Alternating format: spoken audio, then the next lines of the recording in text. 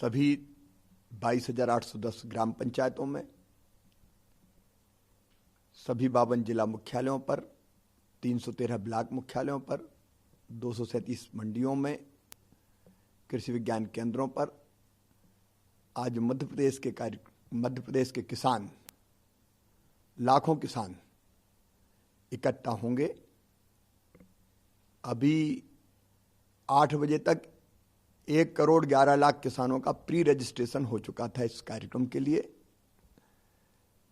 इस कार्यक्रम में एक तरफ जहां हम किसानों को राहत की राशि, जो फसल का नुकसान हुआ था अभी खरीफ की फसल में, उसकी पहली किस्त डालेंगे। पहली किस्त है, इसके बाद दूसरी किस्त भी डालेंगे। वो लगभग 1,600 करोड़ रुपए की होगी।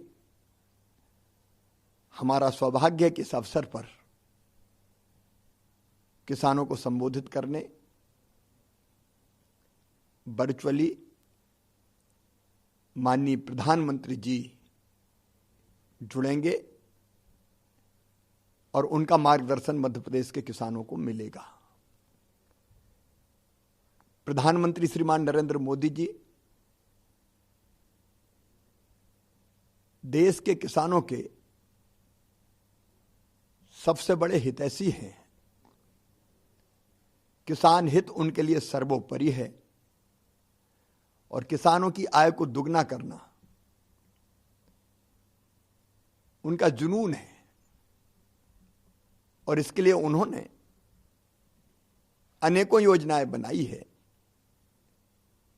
एक तरफ प्रधानमंत्री किसान सम्मान निधि के रूप में 6,000 रुपया प्रतिवर्ष किसानों को दिए जाएंगे। अब ये 6,000 रुपया छोटे किसान के लिए बड़ा मायना रखते हैं। छोटे किसानों की तरफ पहली बार किसी प्रधानमंत्री ने ध्यान दिया है। वहीं दूसरी तरफ प्रधानमंत्री फसल बीमा योजना किसानों को क्रेडिट कार्ड देकर 2 लाख करोड़ रुपया रियायती ब्याज की दरों पर उपलब्ध कराना,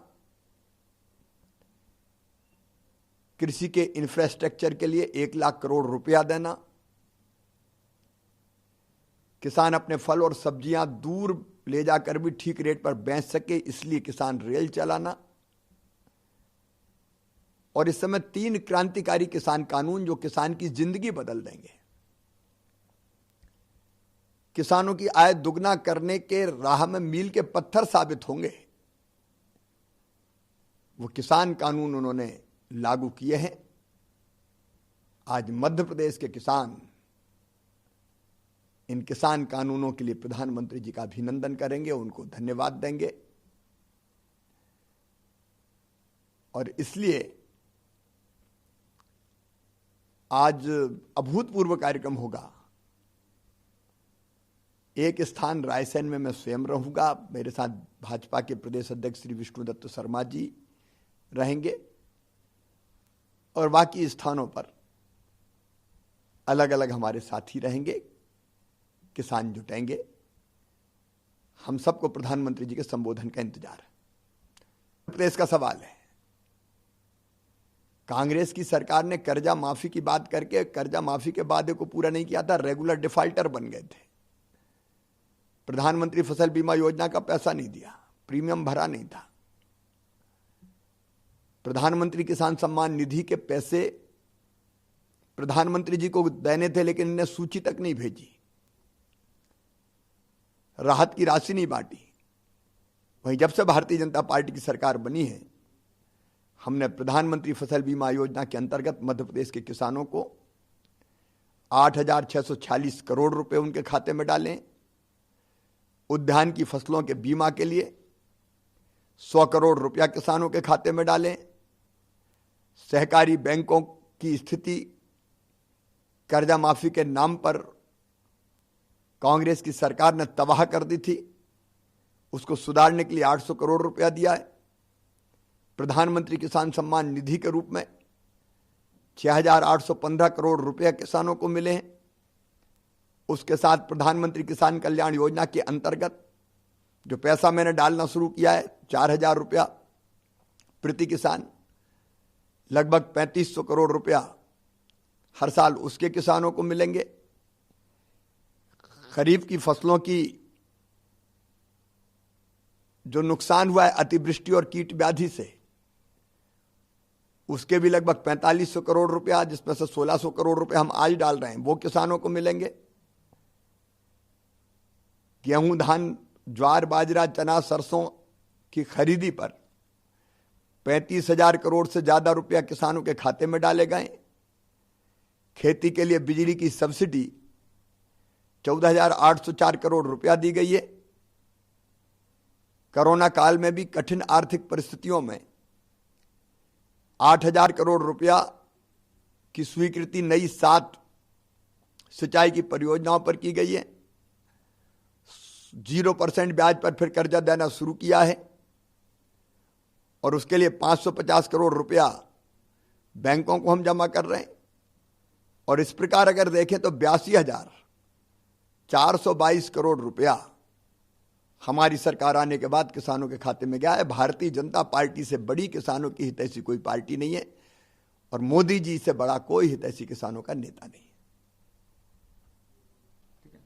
सर, कमलनाथ जी कह रहे हैं लेकिन कि अगर जितना मध्य प्रदेश में आपने 17 साल में पिछले अपने कार्यकाल में घोषणाएं करी हैं, अगर उतना अगर किसानों को मिला होता, सबसे प्रदेश के किसान सबसे समृद्ध होते, लेकिन स्थिति उसके विपरीत है।